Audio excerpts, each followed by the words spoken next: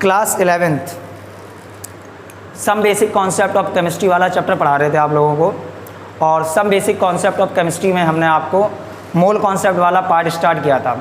और mole concept में हमने आपको बताया था मोल किसकी यूनिट थी, क्वांटिटी की। और क्वांटिटी में क्या क्या आता था, नंबर आता था, वॉल्यूम आता था, वेट आता था। कल हमने आपको नंबर के बारे में बता दिया था पिछले लेक्चर में, और पिछले लेक्चर हमने थोड़ा वेट के बारे में भी बताया था। और वेट के बारे में ये बताया था कि किसी चीज़ का कितना वेट लेंगे तब वो जाके 1 मोल होगा। ये बातें मैंने आपको बता दी थी। अच्छा, इसके बाद कुछ फिर मैंने आपको ये भी बताया था कि कोई भी चीज़ का कितना वेट होगा तब वो जाके आपका 1 मोल होगा। उसके बाद 3 टर्म्स और बताए थे। एक टर्म था gram atomic weight, atomic weight और रिलेटिव एटॉमिक वेट। 3 टर्म बताए थे, तीनों का मतलब बताया था। ग्राम एटॉमिक वेट का यूनिट क्या था, ग्राम।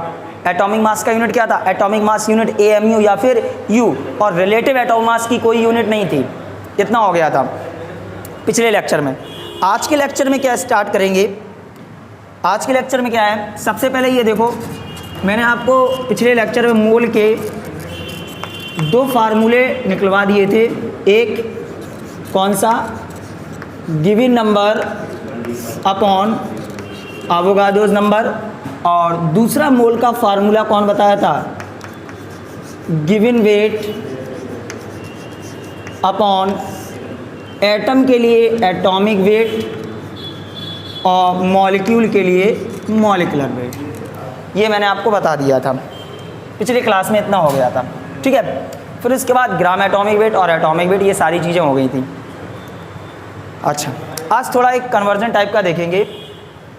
कन्वर्जन क्या है कि ये आपका मोल हो गया और ये यहाँ पे वेट हो गया और ये यहाँ पे आपका नंबर हो गया।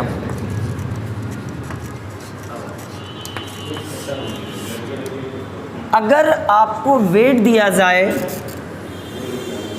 और वेट को चेंज करना है मोल में, जब वेट दिया जाए और वेट को चेंज करना है मोल में तो क्या करेंगे, वेट दिया जाए मोल में चेंज करना है तो मैंने आपको बताया था given weight divide by atom के लिए एटॉमिक वेट और मॉलिक्यूल के लिए मॉलिक्यूलर वेट। अच्छा, जरा ये बताओ 1 मोल का वेट कितना होता था, कोई भी चीज़ 1 मोल होती तो उसका वेट कितना होता था। दुनिया की कोई भी चीज़ 1 मोल का वेट होता था अगर उसके एटॉमिक मास को या मॉलिक्यूलर मास को ग्राम में ले लो। मैंने क्या बताया था, कोई भी एटम हो उसका एटॉमिक मास ग्राम में ले लो और कोई भी मॉलिक्यूल हो उसका मॉलिक्यूलर मास को किस में ले लो, ग्राम में ले लो, तो उसमें 1 मोल होता था। अच्छा, इसका मतलब ये है कि अगर कोई चीज़ 1 मोल है तो उसका वेट कितना होगा, ग्राम एटॉमिक वेट के बराबर होगा। अच्छा, आपको मोल दिया गया है और वेट बनाना है। जैसे 1 मोल सोडियम है, 1 मोल सोडियम का वेट कितना होगा, सोडियम का एटॉमिक मास 23, इसको किस में लो, ग्राम में। इसका मतलब 1 मोल सोडियम का वेट कितना होगा, 23 ग्राम। ठीक है, 1 मोल कार्बन का वेट कितना होगा, ग्राम एटॉमिक मास के बराबर 6 ग्राम। यस 12 ग्राम। कितना होगा, 12 ग्राम। सर 1 मोल कार्बन का वेट 12 ग्राम, 1 मोल सोडियम का वेट 23 ग्राम, 2 मोल कार्बन का वेट कितना होगा, और 1 मोल का 12, 2 मोल कितना होगा, 24। कितना होगा, 24। इसका मतलब है जब मोल दिया जाए और आपसे वेट पूछा जाए तो मल्टीप्लाई बाई एटम के लिए एटॉमिक वेट और मॉलिक्यूल के लिए मॉलिक्यूलर वेट लेंगे। ठीक है। अच्छा, दूसरी चीज़, अगर आपका नंबर दिया जाए, क्या दिया जाए, नंबर, और मोल बनाना हो। सर नंबर दिया गया है, मोल बनाना है, तो फार्मूला क्या है, given number divide by Avogadro's number. अच्छा, 1 मोल अगर कोई भी चीज़ है तो उसका नंबर कितना होता है, कोई भी चीज़ अगर आपकी 1 मोल है तो उसका नंबर होता है 6.02 इंटू 10⁻23। दुनिया की कोई भी चीज़ 1 मोल है उसका नंबर हमेशा कितना होता है, 6.02 इंटू 10⁻23। सर 1 मोल का नंबर 6.02 इंटू 10⁻23 होता, 2 मोल का नंबर कितना होगा, मल्टीप्लाई बाई 2, 12.04 इंटू 10⁻23। इसका मतलब अगर मोल दिया गया है और आपको नंबर बनाना है तो क्या करोगे, मल्टीप्लाई बाई Na क्या है, Avogadro's number, and what is the value of Na, 6.02 into 10⁻23। एक क्वेश्चन देखते हैं। क्वेश्चन क्या है, how many carbon atom how many carbon atom in 96 gram of carbon, 96 gram of carbon में कितने कार्बन के एटम होंगे, कैसे निकालेंगे। अच्छा, आपको क्वेश्चन में क्या दिया गया है, वेट दिया गया है, पूछा क्या गया है, कार्बन के एटम कितने होंगे। वेट दिया गया है और कार्बन के एटम पूछे गए हैं, इसका मतलब वेट दिया गया है, पूछा क्या गया है, नंबर। वेट दिया गया है, पूछा क्या गया है, नंबर। सर जब वेट दिया जाए और नंबर पूछा जाए तो डेफिनेटली एक बात जान लो कि हमेशा रास्ता क्या है, वेट से पहले मोल बनाओ और मोल से फिर नंबर बनाओ, यही तो रास्ता है वेट से नंबर के जाने का। ये देखो तीर की डायरेक्शन, एरो देखो एरो, वेट से पहले मोल, मोल से फिर नंबर, इसका मतलब वेट से पहले क्या बनाएंगे, मोल। और वेट से मोल, जब वेट दिया जाए, मोल बनाने का फार्मूला क्या है, given weight divide by atom के लिए atomic weight. Given weight sir 96, what is the atomic weight of carbon 12, कितना हो जाएगा 8 मोल, 8 मोल आ गए, मोल आ गया। अब क्या बनाना है, नंबर। नंबर कैसे बनाओगे, मल्टीप्लाई बाई एवोगाड्रोस नंबर, तो इसको हम लिख सकते हैं 8 into N A, and what is the value of N A, 8 into 6.02 into 10 to power 23, multiply कर दो, 8 2 जा 16, 8 6 जा 48, 48.16 into 10 to power 23 carbon atom, carbon atom, ये आंसर आ गया। मतलब समझो, ऐसे कन्वर्जन, ऐसे क्वेश्चन आपको मिलेंगे। कभी आपको वो नंबर दे सकता है और नंबर देने के बाद वो आपसे पूछ सकता है कि what is the weight of इतने नंबर ऑफ दिस, ठीक है। लाइक अ क्वेश्चन, एक क्वेश्चन यहाँ साइड से देखेंगे, क्वेश्चन क्या है, what is the weight of 3.01 into 10 to power 23 sodium atom. अगर 3.01 इंटू 10 टू पावर 23 सोडियम के एटम हैं तो सोडियम के इतने एटम का कितना वेट होगा। सर क्या दिया गया है, नंबर दिया गया है और पूछ कर रहा है वेट, नंबर दिया गया है, वेट पूछ रहा है, तो नंबर से वेट के एरो क्या कह रहे हैं, पहले नंबर से बनाओ मोल और फिर मोल से क्या बनाओ, वेट। क्या बनाओ, मोल से क्या बनाओ, वेट। गुड, तो पहले नंबर से बनाएंगे मोल, तो नंबर से मोल बनाने का फार्मूला आपने क्या बताया, given number upon Avogadro's number, and what is the value of given number कितना है, 3.01 into 10 to power 23, and what is the value of Avogadro's number 6.02 into 10 to power 23। इसको कट किया, आपका आ गया 1/2 मोल, मोल आ गया। मोल से क्या बनाना है, नंबर, और मोल से क्या बनाना, वेट, और मोल से वेट बनाने का फार्मूला क्या है, मोल में मल्टीप्लाई कर दो एटॉमिक वेट से, तो मोल वेट कितना हो जाएगा, मोल है 1/2, और what is the atomic weight of sodium 23, what is the atomic weight of sodium 23, तो मल्टीप्लाई विथ 23, देन आफ्टर 11.5 ग्राम। इसका मतलब क्या हुआ कि 3.01 इंटू 10 टू पावर 23 सोडियम के एटम का वेट कितना होगा, 11.5 ग्राम। बात समझ में आई। तो कुल मिला के अभी अपन पिछले लेक्चर के हिसाब से आज पढ़े, क्योंकि पिछले लेक्चर में अपन नंबर देने पर मोल बनाना सीख गए थे और वेट पता होने पर मोल बनाना सीख गए थे, और ये सीख गए थे कि किसी एटम या मॉलिक्यूल का कितना वेट ले लें कि ये वो 1 मोल होगा। तो मैंने क्या बताया था, अगर किसी एटम के एटॉमिक वेट के, अगर किसी के एटॉमिक वेट के बराबर ग्राम में वेट ले लो, या मॉलिक्यूल के मॉलिकुलर वेट के बराबर ग्राम में वेट ले लो, तो उसमें 1 मोल होता था। और फिर मैंने आपको पिछले क्लास में ये भी बताया था ग्राम एटॉमिक वेट।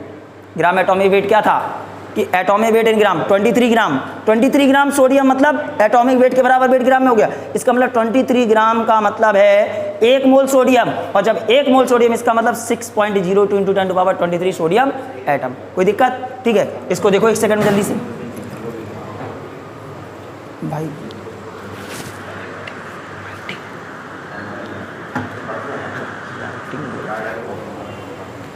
चलिए आगे देखो।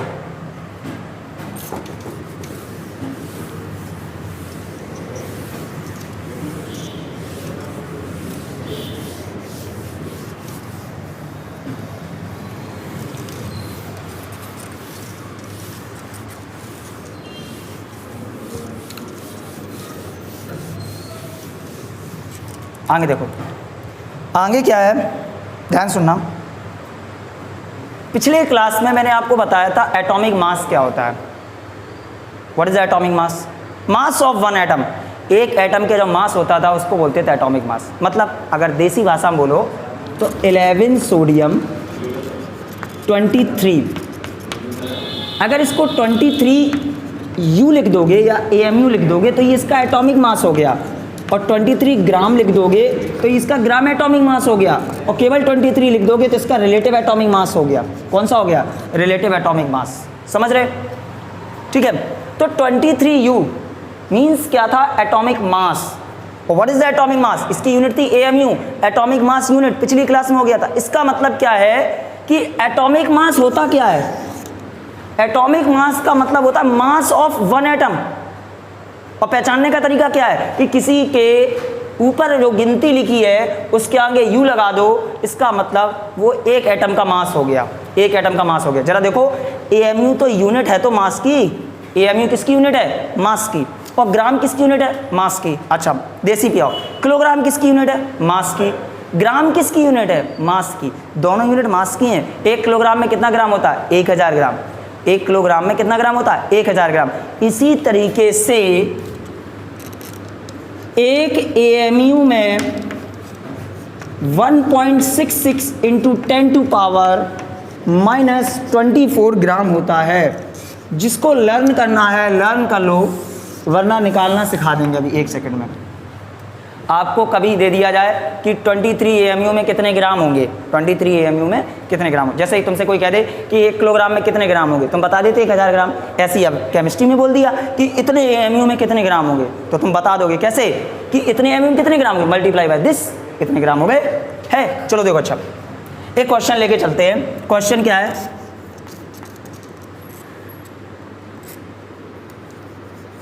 What is the gram weight of 96 AMU of carbon? 96 AMU carbon का ग्राम वेट कितना होगा, मतलब ग्राम में वेट कितना होगा, मतलब 96 AMU को ग्राम में बताना है कितना होगा। पहले तो फर्स्ट मेथड, इजी तरीका, रटने वाला, पता होने पर सीधे लगा दो। क्या कि 1 AMU में कितना ग्राम होता है? 1 AMU में होता है 1.66 into 10 to power -24 gram. Very good. कितने ग्राम होता है? तो 96 AMU में कितने ग्राम होगा? तो 96 AMU में होगा 96 इंटू 1.66 इंटू 10 टू पावर -24 ग्राम। अब ये कैलकुलेशन है, ये छोटे बच्चे करते हैं, हम लोग नहीं करते, अपन लोग तो इंटेलिजेंट है ना। अच्छा, सेकंड मेथड देखो, सेकंड मेथड जिसको जो भूल गया कि 1 AMU में 1.66 इंटू 10 टू पावर -24 ग्राम होता है कि -23 होता है कि 1.8 होता है कि 1.7 होता है, फलाना ठिकाना जो भी होता है, भूल गए तुम, भूल गए, चलो कोई बात नहीं। तो हम तुम्हें बता रहे, तुम्हें नहीं याद है, बनाने दो। सेकंड मेथड क्या है? किसकी बात कर रहा है वो? कार्बन की बात कर रहा है। जरा कार्बन को यहाँ लिख लो 6C12, और पिछले क्लास को याद करो, क्या बताया था कि अगर किसी के इस मास को AMU में ले लो तो उसमें कितने एटम होते हैं? 1 एटम होता है। कितना एटम होता है? 1 एटम होता है।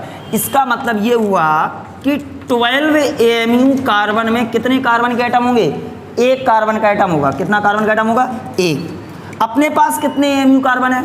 96 AMU कार्बन है। तो 96 AMU कार्बन में कितना होगा? 96 इंटू 1/12, कितने कार्बन के एटम निकल के आए?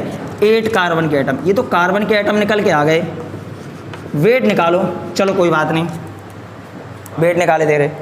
जरा ये बताओ, 6.02 इंटू 10 टू पावर 23, 6.0, देखो मोल कॉन्सेप्ट है, दिमाग अच्छा नहीं है तो समझ में नहीं आएगा, फिर तो केमिस्ट्री का एक शब्द है, बोले रटो। 6.02 into 10 to power 23 carbon atom का कितना वेट होता है? सर 6.02 इंटू 10 टू पावर 23 का मतलब 1 मोल कार्बन, और 1 मोल कार्बन का कितना वेट होता है? उसके एटॉमिक मास को किस में ले लो? ग्राम में ले लो। मतलब कितना होता है? 12 ग्राम। कितना होगा 12 ग्राम। इतने कार्बन एटम का वेट 12 ग्राम है, तो 8 कार्बन एटम का कितना वेट होगा? 8 कार्बन एटम का। तो 8 कार्बन एटम का वेट कितना होगा? 8 कार्बन एटम का होगा 8 into 12 6.02 into 10 to power 23 gram. Calculation घर पे बैठ के आराम से करते रहें। तो कुल मिला के अभी मैंने इसमें क्या बताया कि how to change AMU in gram. Direct method 1 AMU equal to 1.66 into 10 to power minus 24। आप भूल गए तो पहले ये निकालो कि जितना AMU दिया गया उतने में कितने एटम होंगे। तो उसका तरीका क्या बताया है कि किसी के एटॉमिक मास में कितना एटम होता है? 1 एटम होता है। इसके एटॉमिक मास को AMU में ले लो, कितना एटम होगा? 1 एटम, मतलब 12 AMU कार्बन में 1 एटम। सर 12 AMU में पता चल गया तो 96 AMU नहीं निकाल पाएंगे? बिल्कुल निकालेंगे, 96 में 8 हो जाएंगे।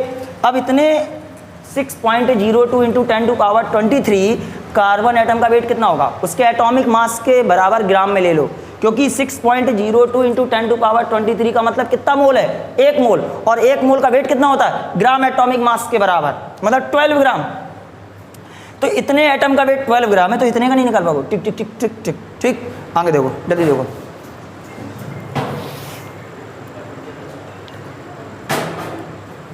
चलिए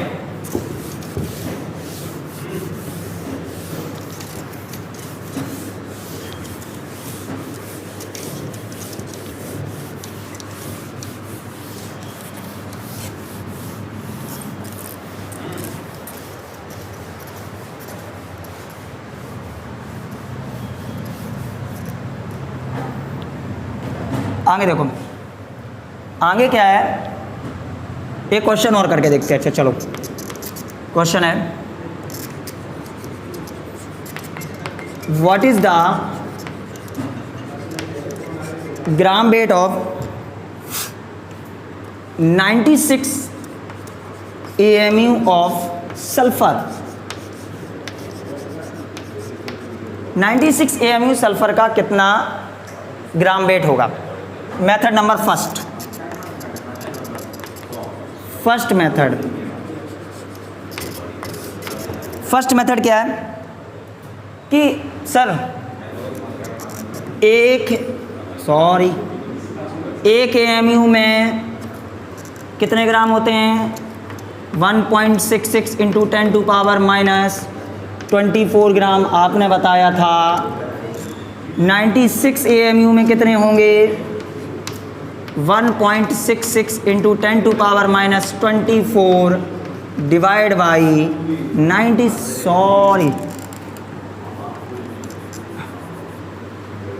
मल्टीप्लाई बाई 96 अपॉन में 1, इतने ग्राम होंगे। ठीक है। अच्छा, सेकंड मेथड देखो जरा। सेकंड मेथड क्या है? बढ़िया मेथड है, देखने में बहुत अच्छा लगता है। चलिए पहले सल्फर को लिख लो। सल्फर क्या कहता है? सल्फर कहता है 16 सल्फर 32। 16 सल्फर 32। 16 सल्फर 32 इसका मतलब ये है कि 32 AMU में, कितने AMU में? 32 AMU सल्फर में कितने सल्फर के एटम होंगे? सर एटॉमिक मास को AMU में लिया है, और जब एटॉमिक मास को AMU में लेते तो उसमें 1 एटम होता है। इसका मतलब 1 सल्फर एटम होगा 32 AMU सल्फर में।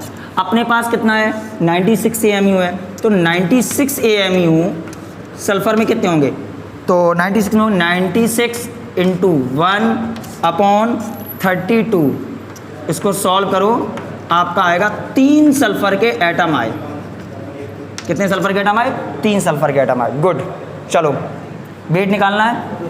6.02 into 10 to power 23 sulphur atom का वेट कितना होगा?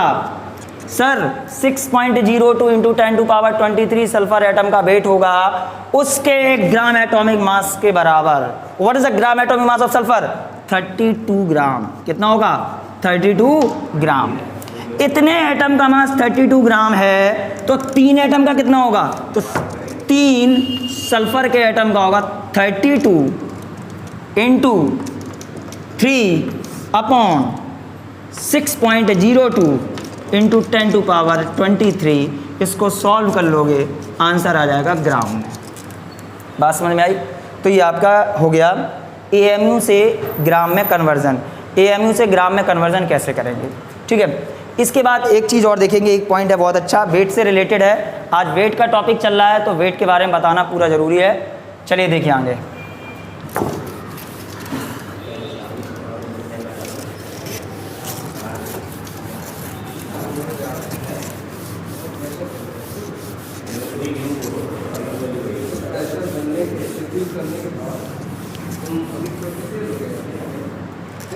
एक इम्पॉर्टेंट लाइन लिखेंगे, बहुत ही ज़्यादा इम्पॉर्टेंट है। लाइन क्या है? स्टार लगा के लिखेंगे। लाइन ये है कि अगर आपका कोई भी मॉलिक्यूल मोल में प्रेजेंट है, अगर आपका कोई भी मॉलिक्यूल मोल में प्रेजेंट है तो उसके जितने भी कंस्टिट्यूएंट पार्टिकल होंगे, what is the meaning of constituent particle? Constituent particle से मतलब होता है कि वो मॉलिक्यूल किससे किससे मिलके बना है। अच्छा, ये मतलब होता है। तो कंस्टिट्यूएंट पार्टिकल का मतलब ये होता है कि वो मॉलिक्यूल किससे किससे मिलके बना है। तो मॉलिक्यूल तो सर एटम से मिलके बनते हैं, इसका मतलब मॉलिक्यूल का कंस्टिट्यूएंट पार्टिकल कौन हो गया? एटम। लेकिन नहीं, एटम भी तो किसी से मिलके बनते हैं। किससे? इलेक्ट्रॉन, प्रोटॉन, न्यूट्रॉन से मिलके बनते नहीं बनते। इसका मतलब मॉलिक्यूल का कंस्टिट्यूएंट पार्टिकल केवल एटम नहीं है, इसके अलावा इलेक्ट्रॉन भी है, प्रोटॉन भी है और न्यूट्रॉन भी है। तो बात अब कंस्टिट्यूएंट पार्टिकल की है, वेट से रिलेटेड। क्या बात है कि if any molecule present in mole, अगर कोई मॉलिक्यूल मोल में प्रेजेंट है, then all of its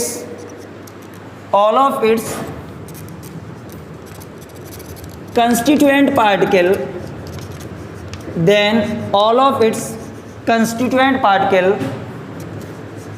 also be present in mole। अगर कोई मॉलिक्यूल मोल में प्रेजेंट है तो उसके जितने भी कंस्टिट्यूएंट पार्टिकल होंगे वो सभी कंस्टिट्यूएंट पार्टिकल मोल में ही होंगे। और what is the meaning of constituent particle? Molecule में क्या होता है? एटम। एटम में क्या होता है? इलेक्ट्रॉन, प्रोटॉन और न्यूट्रॉन। तो मॉलिक्यूल का कंस्टिट्यूएंट पार्टिकल एटम हो गया और एटम के अंदर क्या होता है? इलेक्ट्रॉन, प्रोटॉन और न्यूट्रॉन। तो ये सब क्या हो गए? Constituent particle. जैसे कमरे के कंस्टिट्यूएंट पार्टिकल कौन है? ईंट हो गई, मोरम हो गया, सीमेंट हो गया, फलाना ठिकाना जो भी हो गया, ठीक है। एक एग्जाम्पल, जैसे आपका लिखा है 1 मोल अमोनिया। इसके साइड से एक चीज़ और चलेगी, 1 अमोनिया। पहले साइड वाली चीज़ को समझो। ये 1 मोल अमोनिया एक अलग चीज़ है, एक अमोनिया का मॉलिक्यूल, ये एक अमोनिया का मॉलिक्यूल है और ये 1 मोल अमोनिया है। चलो देखो, अगर तुमसे बात की जाए एक अमोनिया में कितने नाइट्रोजन है? 1 नाइट्रोजन है। कितने हाइड्रोजन है? 3 हाइड्रोजन है। नाइट्रोजन क्या होता है? 7n40। 7n40। 1 नाइट्रोजन है, 3 हाइड्रोजन है। अच्छा, 1 नाइट्रोजन में कितने इलेक्ट्रॉन होते हैं? जब कोई चार्ज ना हो तो एटॉमिक नंबर के बराबर। ध्यान से सुनना बात, मैंने क्या बोली है? जब कोई चार्ज ना हो तो एटॉमिक नंबर के बराबर, मतलब कितने इलेक्ट्रॉन? 7 इलेक्ट्रॉन। नंबर प्रोटॉन कितने हैं? एटॉमिक नंबर के बराबर 7 प्रोटॉन। न्यूट्रॉन, इस नंबर से इस नंबर को माइनस कर दो, क्या निकल आता? न्यूट्रॉन। 40 - 7 न्यूट्रॉन। हाइड्रोजन में क्या होता है? 1H1। क्या होता है? 1H1। पक्की बात। अच्छा, 1 हाइड्रोजन में कितना इलेक्ट्रॉन? 1 इलेक्ट्रॉन। 3 हाइड्रोजन में 3 इलेक्ट्रॉन। कितने प्रोटॉन? 3 प्रोटॉन। कितने न्यूट्रॉन? सर 1 - 1 कितना आया? 0 न्यूट्रॉन। कितने न्यूट्रॉन? 0 न्यूट्रॉन। सुनने की बात यह है, ये कहा जाता है कि सभी कंस्टिट्यूएंट पार्टिकल, सभी एटम 3 कंस्टिट्यूएंट पार्टिकल से मिलके बने हैं, इलेक्ट्रॉन, प्रोटॉन और न्यूट्रॉन से। लेकिन हाइड्रोजन का एक आइसोटोप है प्रोटीरियम, जो मोस्टली पाया जाता है। मोस्टली आइसोटोप जो हाइड्रोजन का है वो क्या है? प्रोटीरियम।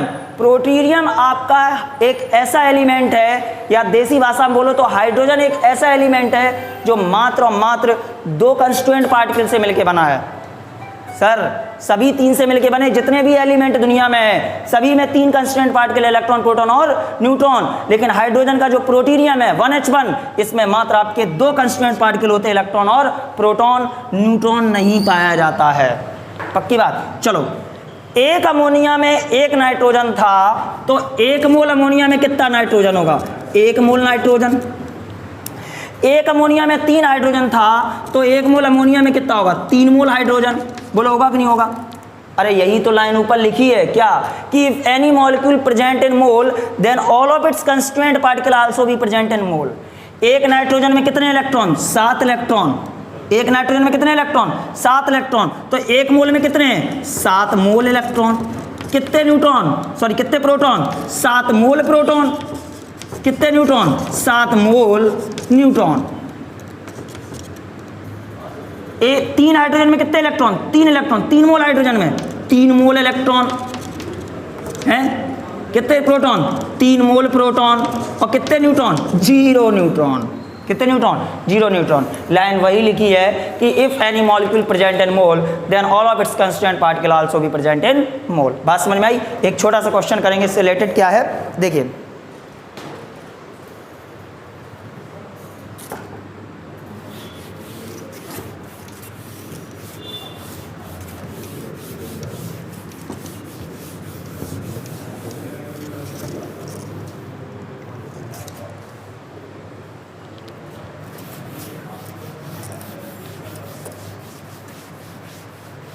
चलो क्वेश्चन है how many electron in 1.7 gram of ammonia. Sir क्या बात कर रहे हो? 1.7 ग्राम ऑफ अमोनिया में इलेक्ट्रॉन, वो भी वेट दिया गया, इलेक्ट्रॉन पूछे गए, कोई बहुत बड़ी बात नहीं है। चलो निकालते हैं। अच्छा, वेट दिया गया, पहले इसकी मोल बना लो। अब मोल कॉन्सेप्ट पढ़ रहे हो तो मोल तो बना ही लो। क्या बनाओगे? मोल। कैसे बनाओगे? वेट दिया जाए, मोल बनाने का फार्मूला आपने बताया था, given weight 1.7 upon molecular weight, ammonia का मॉलिक्यूलर वेट। देख लो भाई, तुम LKG के स्टूडेंट हो, नाइट्रोजन का 14 होता, हाइड्रोजन का 1 होता, 1 × 3 टोटल हो जाता 17। ठीक है, तो अपॉन में 17 कितना आया? 0.1 मोल। ठीक, पिछली कहानी थोड़ा याद करो। सर 1 मोल जब अमोनिया थी अभी जस्ट पहले, तो कितने इलेक्ट्रॉन थे इसमें? 7 इलेक्ट्रॉन। इसमें कितने इलेक्ट्रॉन थे? 3 इलेक्ट्रॉन थे कि नहीं थे? अभी हाल बताया था। 1 मोल में टोटल अमोनिया में कितने इलेक्ट्रॉन थे? 10 इलेक्ट्रॉन, सॉरी 10 मोल इलेक्ट्रॉन। बोलो होंगे कि नहीं होंगे? टोटल अमोनिया में कितने इलेक्ट्रॉन होंगे? 10 मोल इलेक्ट्रॉन। अरे यार गधे, सीधे अमोनिया लिखा। नाइट्रोजन क्या होता है? 7N40 होता है। इसका मतलब नाइट्रोजन में कितने इलेक्ट्रॉन? 7। 1H1। हाइड्रोजन में कितना? 1। 3 हाइड्रोजन में 3। टोटल कितने इलेक्ट्रॉन हो गए? 10 इलेक्ट्रॉन। एक अमोनिया में 10 इलेक्ट्रॉन होते हैं तो 1 मोल अमोनिया में 10 मोल इलेक्ट्रॉन नहीं होंगे। तो फिर इधर देखो, 1 मोल अमोनिया में होते हैं 10 मोल इलेक्ट्रॉन, और अपने पास कितने मोल अमोनिया है? अपने पास है 0.1 मोल। कितने मोल है? 0.1 मोल। तो 0.1 मोल में कितने होंगे? 10 × 0.1 अपॉन में क्या? 1। कितना आया? 1 मोल इलेक्ट्रॉन। और 1 मोल इलेक्ट्रॉन का मतलब 6.02 × 10⁻23 इलेक्ट्रॉन।